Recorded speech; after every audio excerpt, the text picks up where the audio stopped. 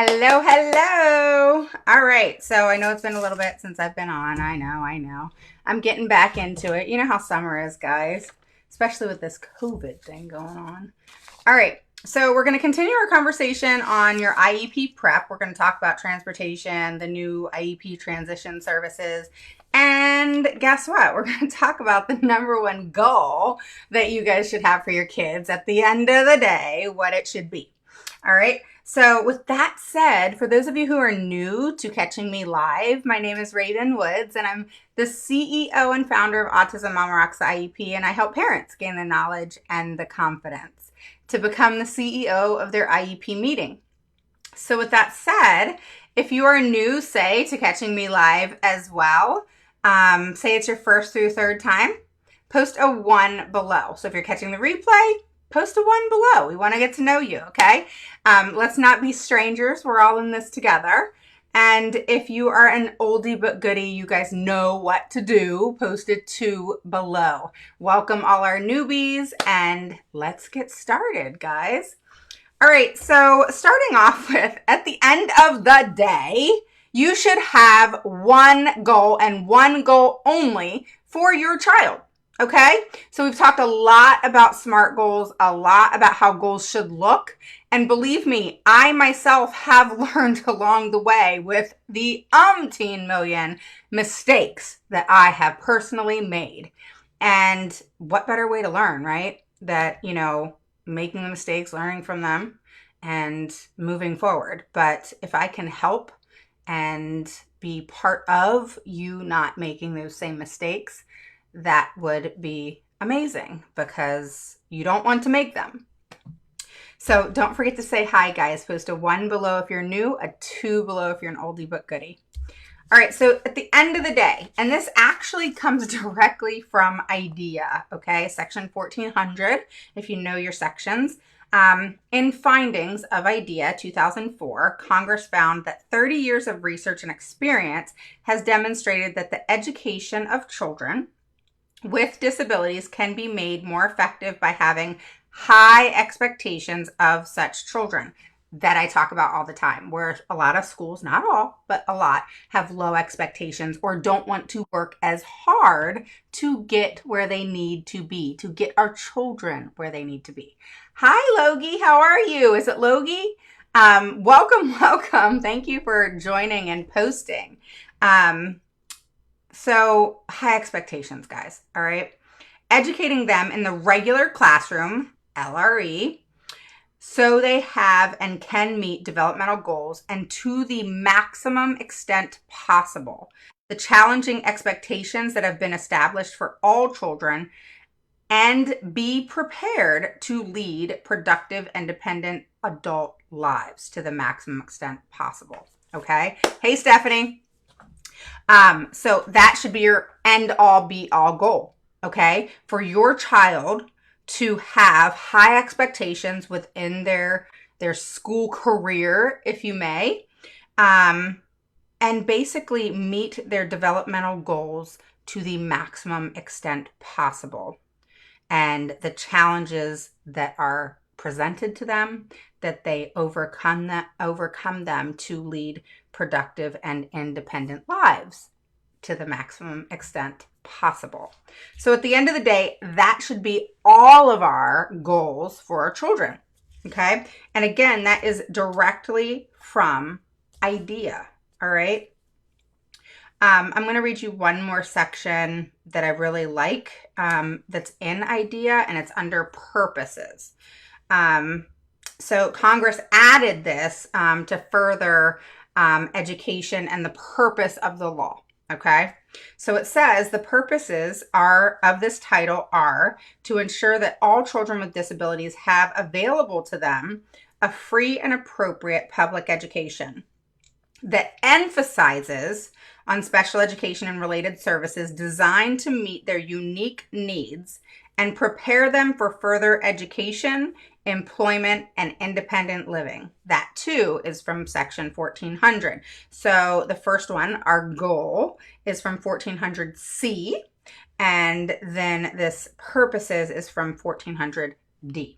Okay, so I want you guys to, just take note of that and breathe and understand that those are two very important things that you have to have at the forefront of every IEP meeting, that is your end all be all goal. And one thing I have learned along the way, which I've made so many mistakes, guys, is I used to start from where I was to where I wanted to go. You know, even in my own life, in my own goals for myself, I always thought I was supposed to start from where I was and then have these goals and then build to them, right? It wasn't the way and isn't the way that really works. You should always start from where you want to go and work back. And that's how you're going to be able to dissect what needs to happen to get there. All right? So with that said, let's move on to the IEP prep. That's kind of what we've been doing the past, couple conversations that we've had. Yes, ma'am. Hello.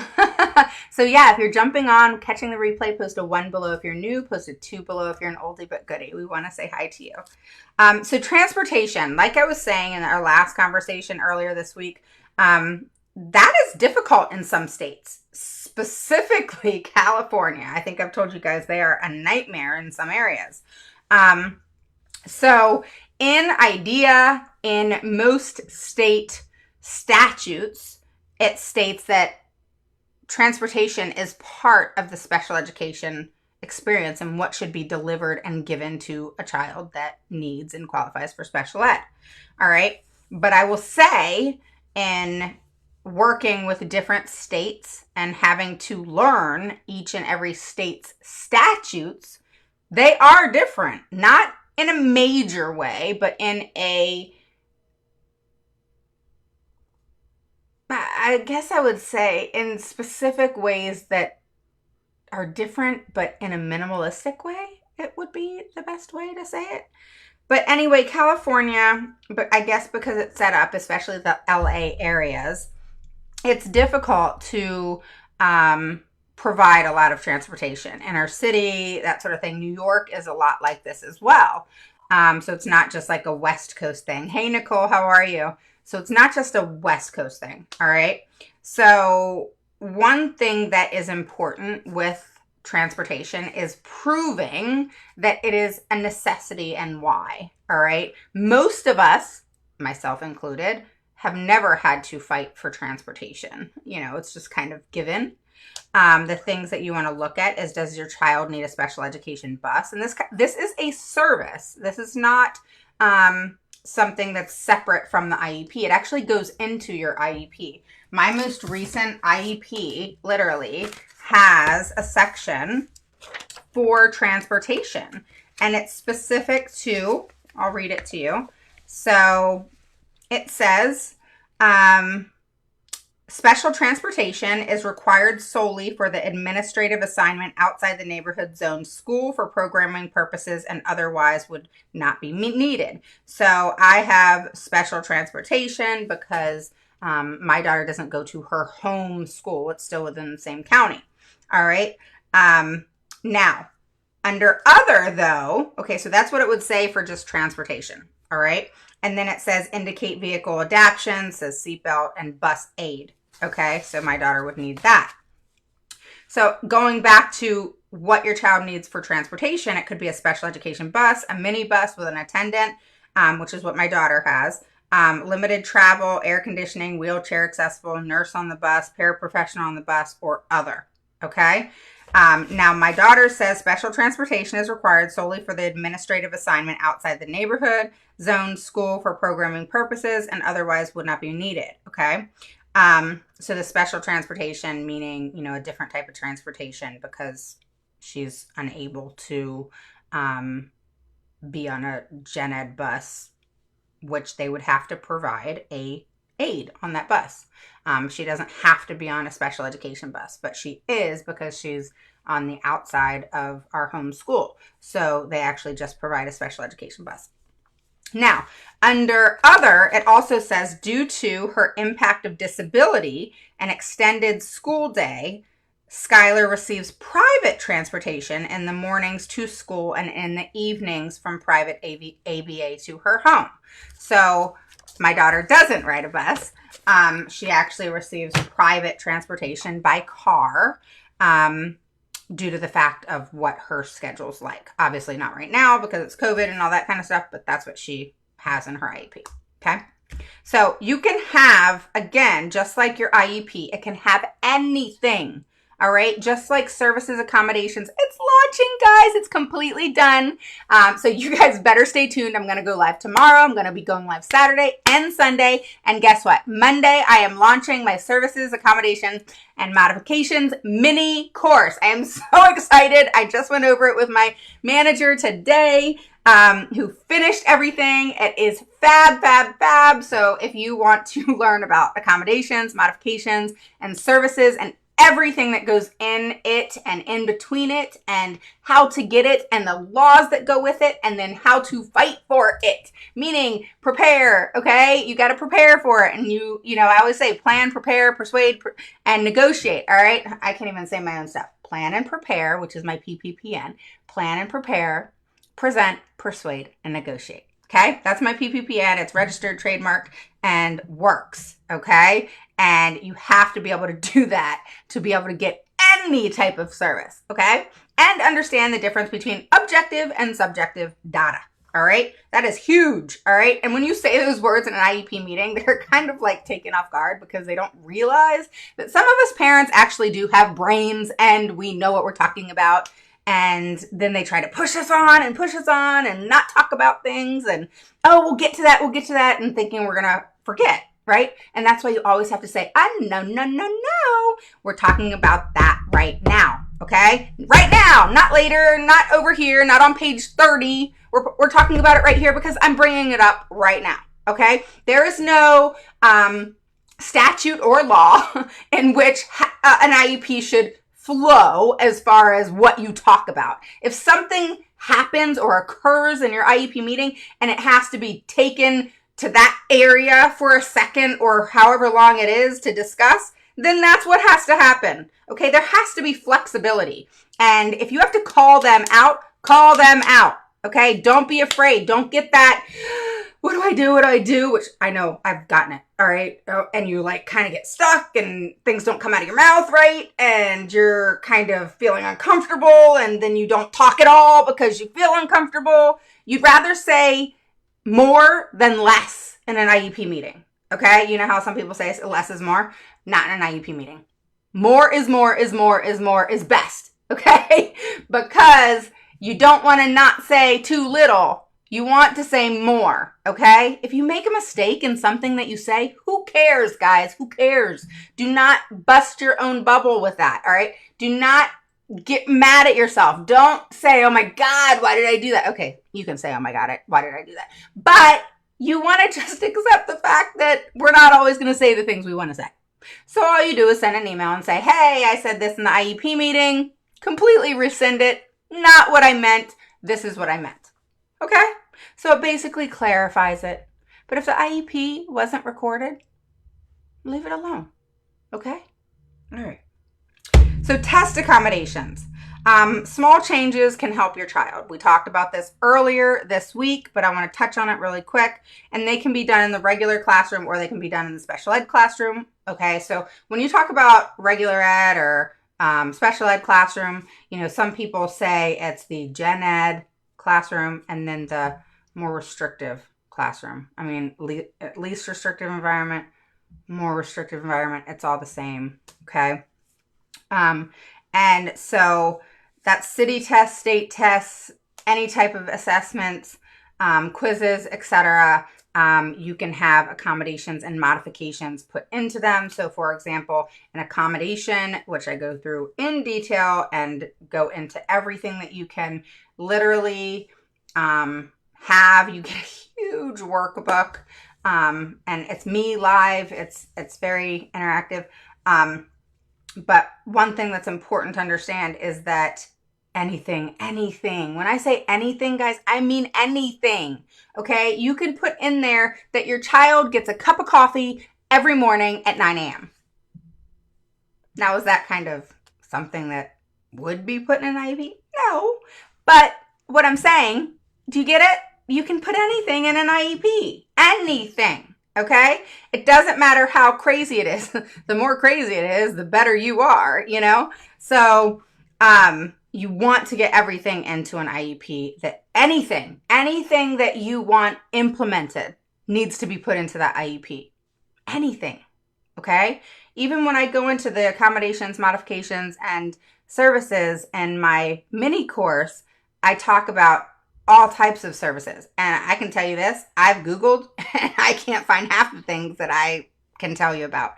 And I've dealt with this in so many IEP meetings where they're just like, we don't do that here. Or that's not something we're used to. Or we don't, we've never tried that. Or, I mean, the things that come out of their mouth is crazy. I don't care if you've tried it, seen it, done it, thought about it, dreamt about it. I don't care. The point is if it's needed and appropriate, you got to do it. And if I can convince you, which I will, that it is needed and necessary for this child to progress and to, like the law states, what does it state? For them to be educated and meet developmental goals to the maximum extent possible, and to be prepared to lead productive and independent adult lives to the maximum extent possible. And that is in section 1400C of IDEA, okay? So if I can prove that XYZ therapy or accommodation or modification or whatever is going to get this child to lead an independent and productive adult life, they can't argue that. Or they have to provide a suggestion or idea that equals to what I'm suggesting. Okay? Don't just take the, no, we don't do that. We've never done that. I'm not really sure. We're not familiar with that. Okay? Wake them the heck up. All right? And if you can, be smart and strategic about things that you do. Okay? All right. So examples of accommodations, just giving you examples of testing accommodations. Basically that is, it could be taken in a quiet room. It could be, they have a teddy bear that they hold while they're taking a test for security and comfort. It could be, the test is read to them, which I struggle with because it's like they got to take the test, but at the same time, you don't want them to not read, you know? So there's kind of a thing to weigh there. And if that's done at first, you need to find a way to get the reading going so that doesn't have to be done and that can be removed. All right. A modification of a test, assessment, quiz, etc., is the child taking a different test. So at the time that the whole classroom takes a test, your child takes a test too, but that test could be completely different questions, shorter questions. If in the regular test that the kids are having, say it's, different questions, but a blank is made and they have to fill in the answer with no suggestions, no A, B, C, D, all right? Where your child doesn't have the blank and they have the A, B, C versus D, and it's basically a completely different thing, item, test, etc., than what is given to the other children. So it's different, where the accommodation is the same, but with something given and provided to help them and to ensure success. Okay. So moving on to the new IEP and transition services. So by the time your child turns 14, and this is important to remember, I don't care if your child's 5, you still need to understand how this works because it's also important in just general type transitions. So make sure your IEP accurately reflects your child's goals and skills and needs. All right. Sorry, I have all my notes in front of me. So you have to think about the type of, in the beginning at 5, All right. You want to think about where you want your child to go. And it may be where you don't make a decision right away. And that's okay. And I think that's actually wise. Where is your child going to possibly get an advanced diploma? Or is your child going to get a regular diploma? Okay. Is your child going to be on a alternate assessment type plan? All right. Where there's no diploma. They still graduate if you want them to, but it's an alternative plan. All right, like the vape, and there's different tests that are or in programs that children are on, dependent on the state, that is not on the diploma track.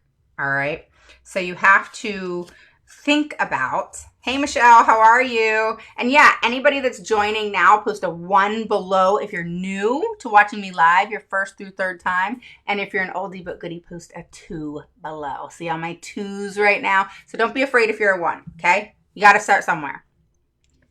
All right, so in transition services, when your child is older, 14, 16 is when that goes into play. You want to make sure transition services are put in. That can be that they go to some sort of technical type school. That could be career development. That can be outside services and people that come into play to help them learn jobs. All right. It can be going to different jobs and learning how to do things. It could be going to the grocery store and doing different things there, picking out items, paying for it, et cetera, et cetera.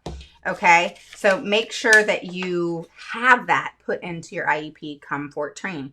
And make sure that you start thinking from the get-go about that graduation plan. All right. And if you have them on one track from 5 to 12, and then you change your mind dependent on their goals and the success that they've had and the progress they've made, that's fine. Okay.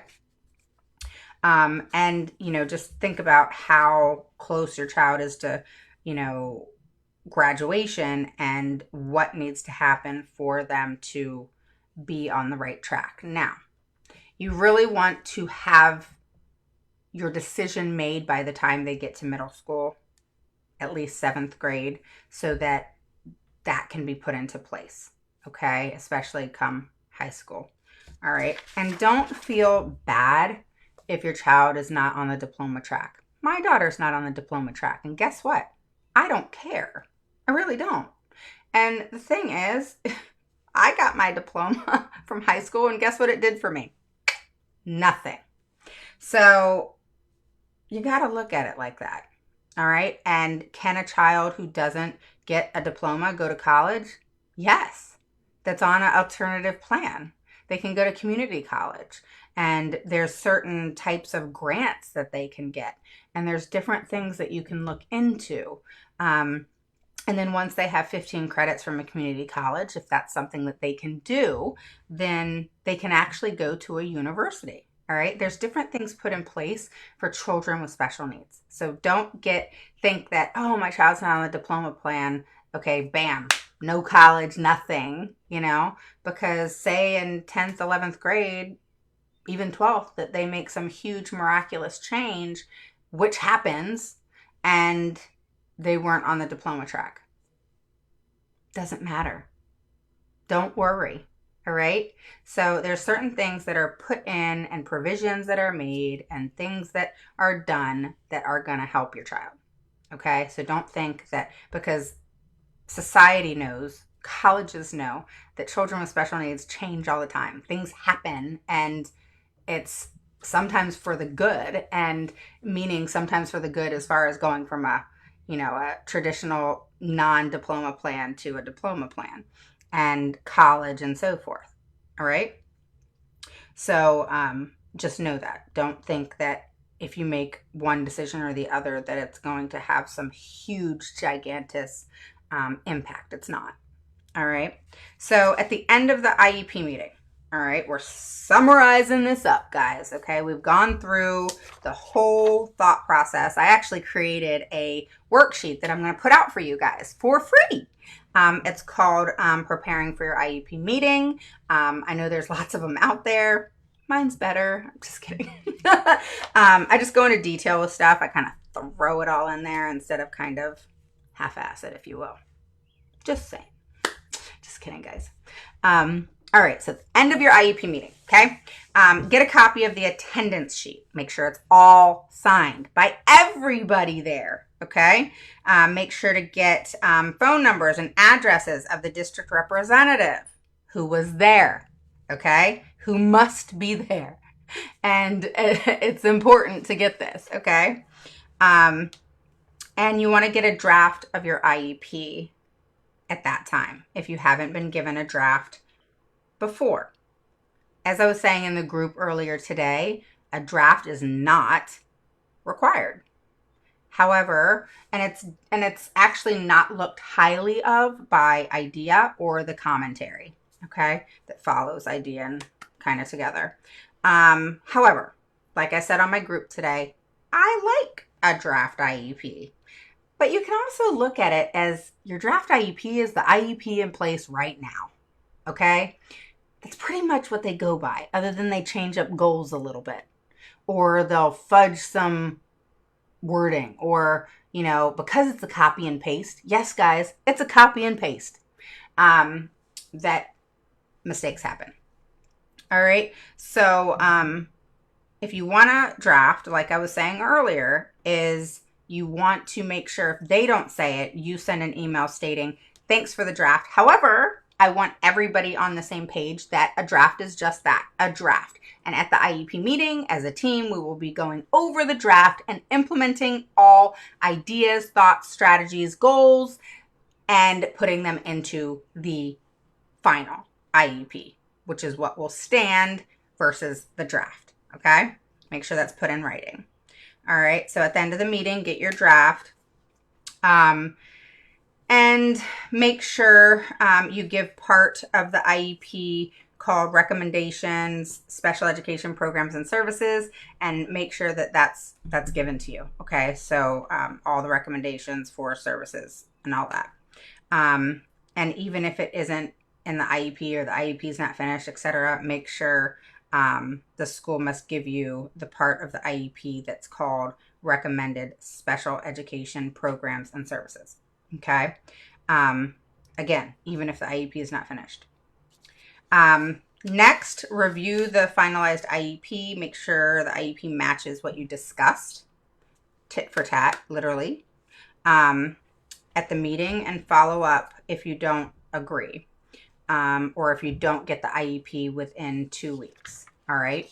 And also within those 2 weeks, you should also receive your PWN. So when you get your IEP emailed to you, always ask for emails. Every document that you get, IEP related, PWNs, IEPs, goals, progress reports, everything, I ask for it in email. And then I put it straight into my Google Drive under my daughter's name. And then I separated things. I put IEPs, I put progress reports, et cetera, and I keep everything in one place. You can also, get a drive and upload it to that too to have a second place, or you can put it into Dropbox. I always have it in multiple places, and then you don't have a crap ton of paperwork, which is a pain in the butt. All right. However, you can make a that year notebook. All right. Where it's that current year's IEP, the current year's progress reports, et cetera, et cetera. But then you only have 1 year's worth of paperwork versus what I used to have, which was 5 years worth of paperwork. And I still have it. I should take a picture for you guys because it's ridiculous. And I'm ready to shred it all, but I'm scanning it first and then going to shred it. All right. So you guys know your number one goal, right? You guys know transportation stuff. And transition information and testing accommodations that can be put in place for your child. All right. So our next conversation, guys, will be on complaints. I'm going to give you some tips and tricks in reference to complaints. I love complaints. The reason I like complaints is complaints actually teach us a proper way in writing to the state and in general.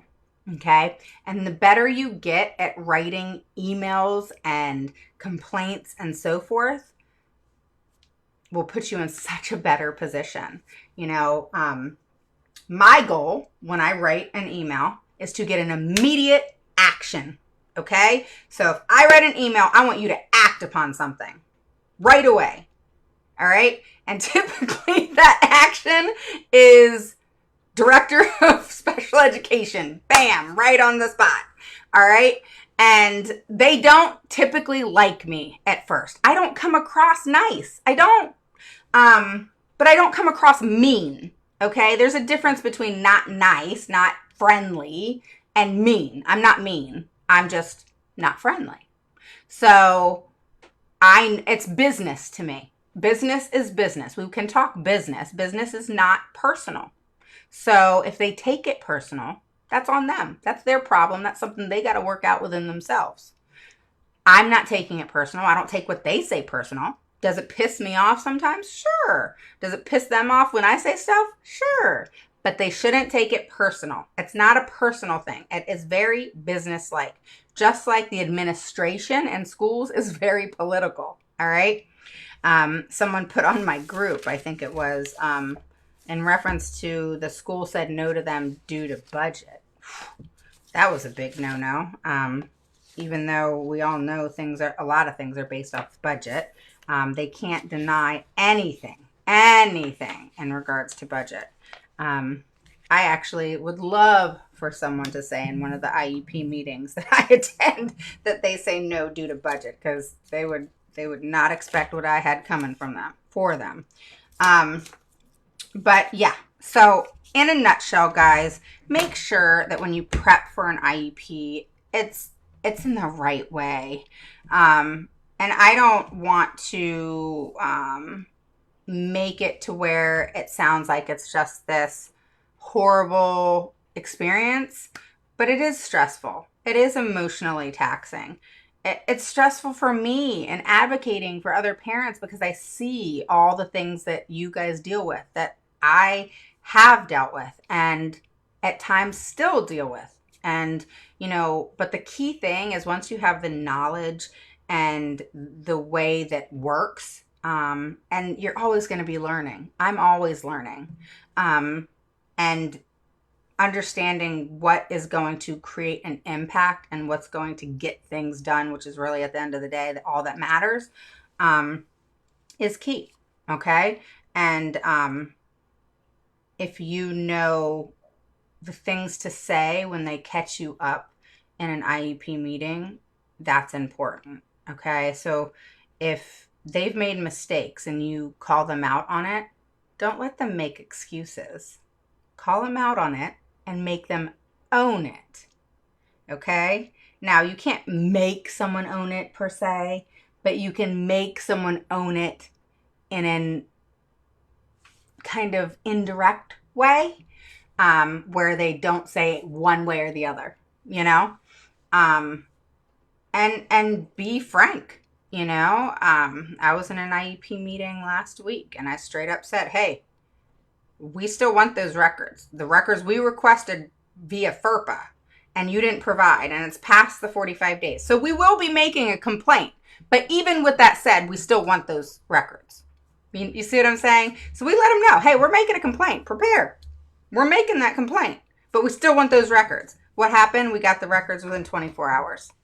24 hours. But guess what? We're still making the complaint, So I think that's important to stick through, and that's why we're going to talk about complaints, because just because they provided it after the fact does not mean I'm going to let them off the hook. Now, once I make that complaint with that parent, they're going to realize that they're not playing, and they're going to realize real quick, it may take 2 or 3 complaints, but they're going to realize real quick that if we don't implement this IEP as it is written, this parent, that parent, you're going to become that parent, will complain and make a complaint. And then what does that do? Cause us to do a ton of paperwork. And then when that complaint's founded, it makes us lose a ton of funding. Okay? Will that affect your child? Nope. Because funding doesn't affect what your child gets. Now, can it make things a little bit more difficult in receiving things? Sure. But again, if you know how to get what you're doing done, it's not going to be an issue for you. Plus, you're that parent, and they don't want to deal with those parents. All right. But remember that the administrators know what they're doing. All right. They deal with parents like us. Well, typically, they deal with parents, possibly not like us, who are educated in this process. But they're used to dealing with things like this, and gaslighting, and just playing the games that they do. And it's unfortunate, because I actually will say that all administration does certain things that are like that. Not one, even if it is a good administration and county, etc., district, does things always right. But that isn't always to be expected. But if they're willing to correct it is when they're a really good district. And honestly, that's what we're trying to get to. That's what I'm hoping we get to. I'm hoping districts realize that parents are getting wiser and smarter and not going to put up with the minimalistic things that they think we're going to accept. And so the more you push and not give up and be consistent and persistent, the more you're going to create change for your child and others to come. Okay. Kim, good evening. Thank you for these videos. I have told several people about you, as what you have to say is awesome. I have picked up tips from you and have only been able to watch 2 of your videos. I really look forward to your awesome videos. Oh, thank you, Kim. I appreciate that. That's sweet. You're welcome, Logie. And Cynthia says, is there a way to let you see a statement paragraph to see if you read it the same way I do? Sure. Not a problem. All right, guys, I hope you enjoyed today's video. And again, I will be on tomorrow, and we're going to talk about complaints and how to write them, how to make them sound really good, how to be able to know exactly what to provide as proof, and be able to make sure that your state complaints, not all the time, but most of the time, okay, as solid as you possibly can, be founded, okay? And to know exactly what's going to be founded, okay? So I will talk to you tomorrow. Again, if you're watching the replay, post a 1 below if you're new, a 2 below if you're an oldie but goodie, and I will see you guys tomorrow. Bye-bye.